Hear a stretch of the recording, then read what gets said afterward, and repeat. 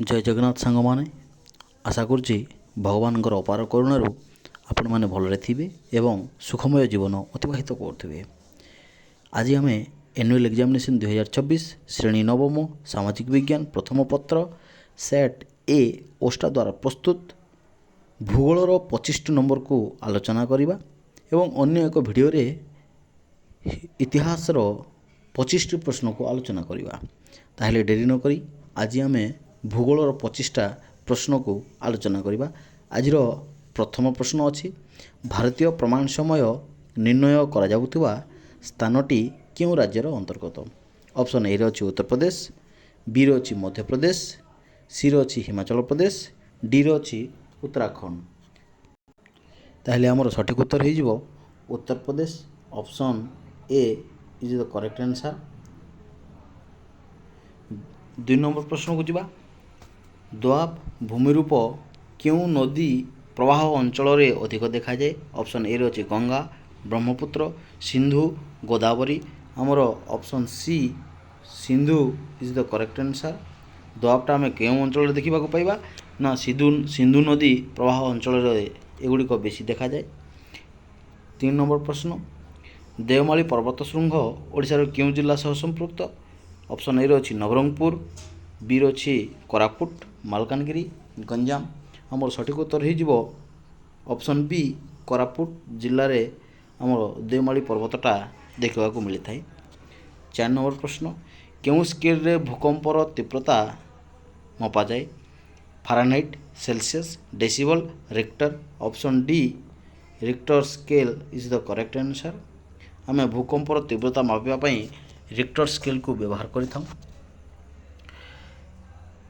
5 number ପ୍ରଶ୍ନ, ହିମାଳୟରୁ ଉତ୍ପତ୍ତି ଦୃଷ୍ଟିରୁ କେଉଁ ନଦୀଟି ଭିନ୍ନ? ଅର୍ଥାତ୍ ହିମାଳୟରୁ କେଉଁ ନଦୀ ଉତ୍ପନ୍ନ ହୋଇ ନାହିଁ?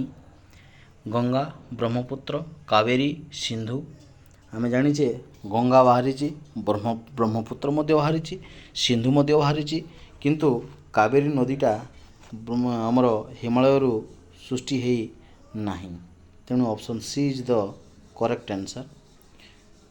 ନେକ୍ସଟ ପ୍ରଶ୍ନକୁ ଯିବା। ମହାନଦୀ କେଉଁ ଜିଲ୍ଲାରେ ଓଡ଼ିଶାକୁ ପ୍ରବେଶ କରିଛି?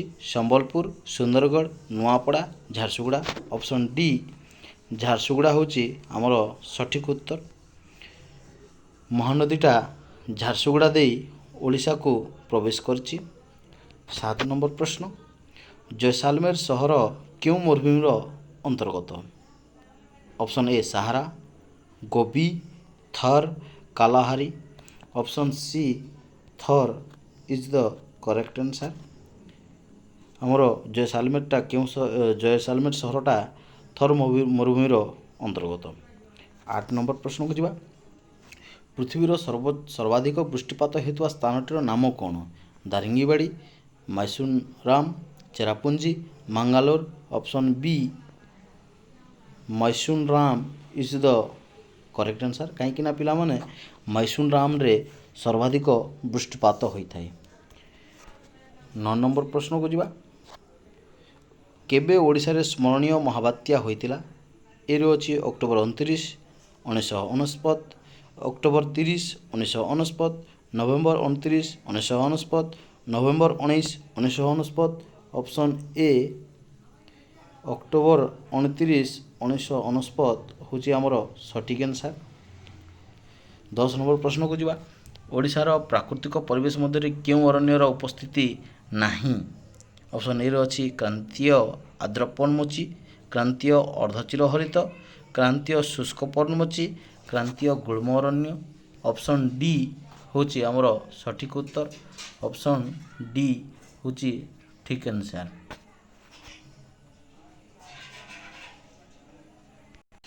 11 ନମ୍ବର ପ୍ରଶ୍ନକୁ ଯିବା। କ୍ଷୁଦ୍ର ସୁନ୍ଦରବନ କେଉଁଠାରେ ଦେଖାଯାଏ? ମହାନଦୀ ମୁହାଣ, ଗଙ୍ଗା ମୁହାଣ, କାବେରୀ ମୁହାଣ, ଗୋଦାବରୀ ମୁହାଣ। ଅପସନ୍ ଏ ମହାନଦୀର ମୁହାଣ ହେଉଛି ଠିକ୍ ଆନ୍ସର୍। ଅପସନ୍ ଏ ହେଉଛି ରାଇଟ୍ ଆନ୍ସର୍। ତାହେଲେ ଆମେ ଯିବା 12 ନମ୍ବର ପ୍ରଶ୍ନକୁ।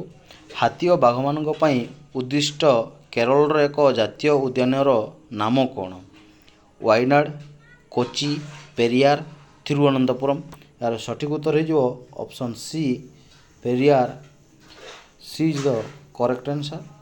13 नंबर प्रश्न को जीवा ओडिशार एकमात्र संरक्षित जैवमंडल नाम कौन ऑप्शन ए रही भितरकनिका शिमिलीपाल गहिरमथा टिकरपड़ा ताहले आमर सठिक उत्तर 13 नंबर कौन हो ना ऑप्शन बी शिमिलीपाल हूँ सठिक उत्तर।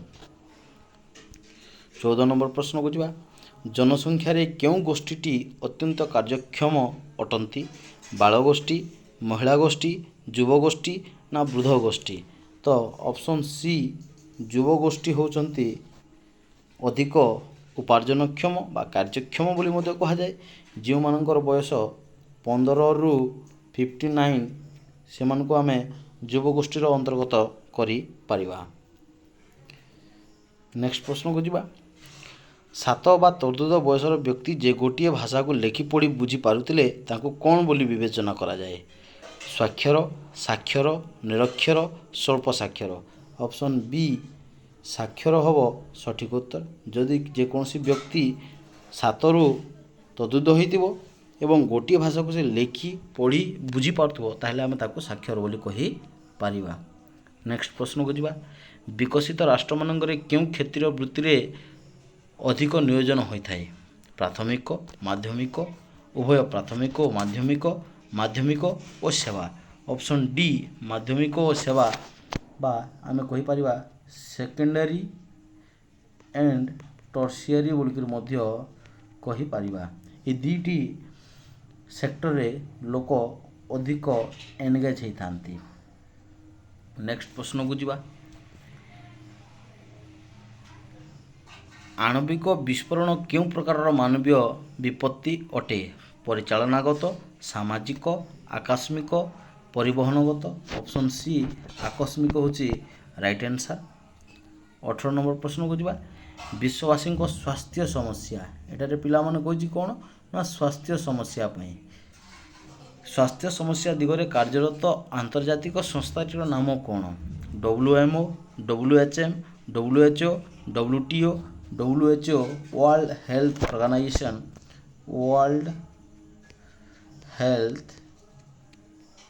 ऑर्गेनाइजेशन हूँ सठिक आंसर पिला माने ठीक अच्छे रे।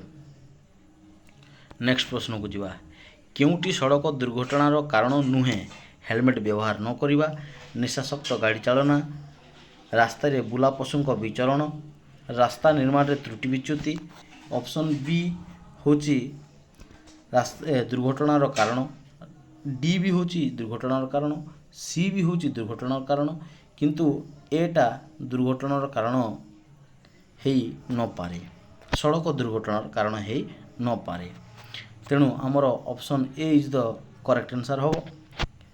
20 नंबर प्रश्न को जीवा जनसंख्या वृद्धिर प्रमुख कारणटी कौन चिकित्सा विज्ञान निरक्षरता स्वल्प साक्षरता मृत्युहार ताहले आमर एटारे सठिक उत्तर कौन हो ना पिला माने निरक्षरता ऑप्शन बी होची आमर सठिक उत्तर है। 21 नंबर प्रश्न को जीवा आम देशर मुद्रा प्रचलनकारी बैंक नाम कौन ना राष्ट्रीय bank axis bank state bank of India भारतीय रिजर्व बैंक आमर ऑप्शन डी भारतीय रिजर्व बैंक बा ताको आरबीआई मध्य कहा जाए आरबीआई होची सठिक उत्तर।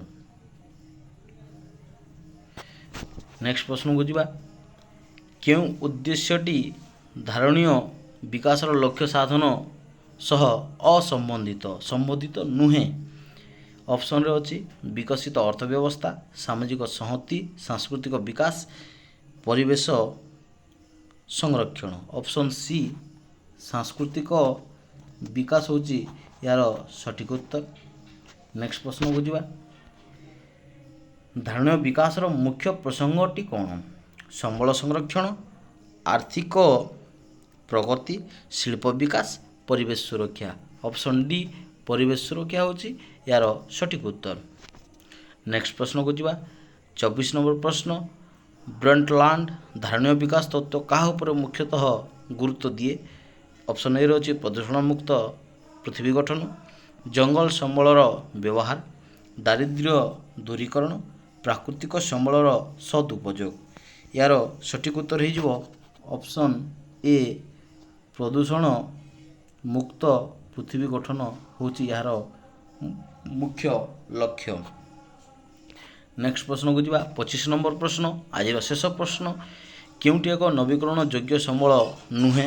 ଅପସନ୍ ଏରେ ଅଛି ବାୟୁ, ଖଣିଜ ସମ୍ବଳ, ଜଳ, ମୃତ୍ତିକା। ଜଳ, ମୃତ୍ତିକା, ବାୟୁ ଏ ହେଲା ଗୋଟିଏ ପ୍ରକାରର ଏବଂ ଖଣିଜ ସମ୍ବଳ ଇଏ ହେଉଛି ଅନ୍ୟ ଏକ ପ୍ରକାରର। ତେଣୁ ଖଣିଜ ସମ୍ବଳ ହେଉଛି ଏହାର ସଠିକ୍ ଉତ୍ତର। ଆମେ ଅନ୍ୟ ଏକ ଭିଡ଼ିଓରେ 26ରୁ 50 ନମ୍ବର ଥିବା ଇତିହାସକୁ ଆଲୋଚନା କରିବା। ଆଜି ପାଇଁ ଏତିକି। ଆଶା କରୁଛି ଏହି ଭିଡ଼ିଓଟା ଆପଣମାନଙ୍କ ପାଇଁ ହେଲ୍ପଫୁଲ୍ ହେଇଥିବ ଏବଂ ଆଉ ଯେଉଁ 50 ଗୋଟି ଅଛି ଆମେ ଅନ୍ୟ ଏକ ଭିଡ଼ିଓରେ ଆଲୋଚନା କରିବା। Thanks for watching this video. Please do like, share, comment and subscribe. Thank you so much. Thank you to all.